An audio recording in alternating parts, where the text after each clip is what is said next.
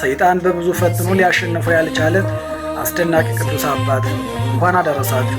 ሁላችሁም ሰብስክራይብ አድርጋችሁ በመጀመር ቪዲዮውን ላይክ በማድረግ ድጋፋችሁን እንድትገልጹልኝ ጠይቃችኋለሁ። ታኅሳስ 2 በዚች ቀን የይሁዳ ንጉሥ ኢዮአቄም ልጆች የሆኑ ናቡከደነጾር አብረው ተማርከው ባቢሎን የወረዱ።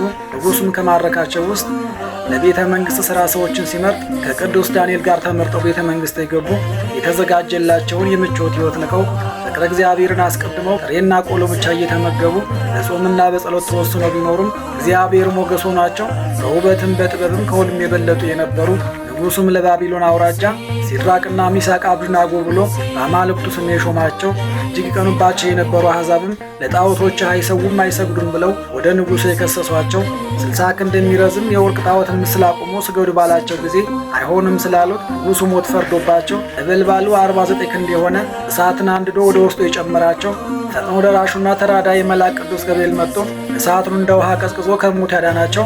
ይህንን የተመለከተ ጣዖት አምላኪ ንጉሡም እግዚአብሔርን ያመሰገነ ሦስቱ ሕፃናት አናንያ፣ አዛርያና ሚሳኤል በዚች ቀን ዓመታዊ በዓላቸው ይከበራል። ዳግመኛም በዚች ቀን በዘመነ ጻድቃን በደግነታቸው ከታወቁ ታላላቅ ጻድቃን ውስጥ አንዱ የሆነ በዓለም ውስጥ ያለውን የበጎነት ሥራ ሁሉ በሚገባ ፈጽሞ ድንግልናውን ጠብቆ ገዳም የገባና የመነኮሰ በጾምና በጸሎት ተወስኖ አባቶችን በማገልገል በመልካም ሥራ ሁሉ የተጠመደ ብርቱና ምሰሶ የሆነ የበጎ ሥራ ጠላት የሆነ ሰይጣን ግን እጅግ ስለቀናበት በብዙ መንገድ ይፈትነውም ስላልተሳካለት በጋር ተገልጦ አንተ እኮ የምታሸንፈኝ በአባቶች መካከል ስለሆንክ ነው እንጂ በበረሃ ብቻህን ባገኝ ግን እጥልህ ነበር ብሎ የተፎካከረው። ቅዱሱም እየዘመረ ወደ በረሃ የገባለት ሰይጣን ግን ብዙ ቢታገለውም ሊያሸንፈው ስላልቻለ ሌላ ምክንያት ደግሞ ፈጥሮ በበረሃ ማንም በሌለበት ብታሸንፈኝ ምን ይደንቃል፣ ወደ ከተማ ብትሄድ ግን አትችለኝም ያለው። ቅዱሱም ሰይጣንን ያሳፍር ዘንድ በፈጣሪው ኃይል ተመክቶ ከተማ ገብቶ አልባሌ ሰው መስሎ ደካሞችን ሲረዳ፣ ነዳያንን ሲንከባከብ፣ ለድሆች ውሃ ሲቀዳና እንጨት ሲለቅም እየዋለ ሌሊት ደግሞ እንደ ምሰሶ ተተክሎ ሲጸልይ ያድር የነበረ። በዚህ ምክንያት ማሸነፍ ያቃተው ሰይጣንም ከሰዎች ጋር ሊያጣለው ፈልጎ ፈረስ ረግጦ የገደለውን ሕፃን ልጅ እርሱ ነው የገደለው ብሎ ለወገኖቹ ቢናገርም ቅዱሱ ግን የሞተውን ሕፃን ልጅ ታቅፎ ወደ እግዚአብሔር ጸልዮ ከሞት አስነስቶ ለቤተሰቦቹ የሰጣቸውና ሰይጣንን በተደጋጋሚ ድል የነሳ።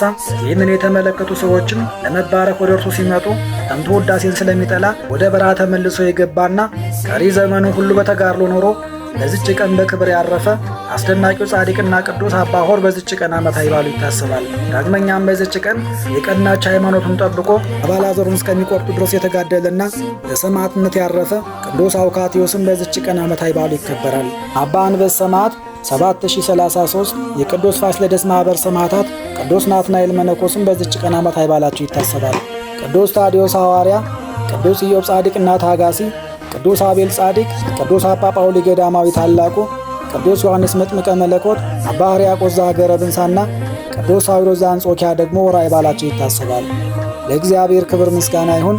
እኛም ቅዱሳኑን አክብረን በስማቸው ምግባር ትሩፋት ፈጽመን በረከታቸው እንድንሳተፍ አምላከ ቅዱሳን ይርዳን።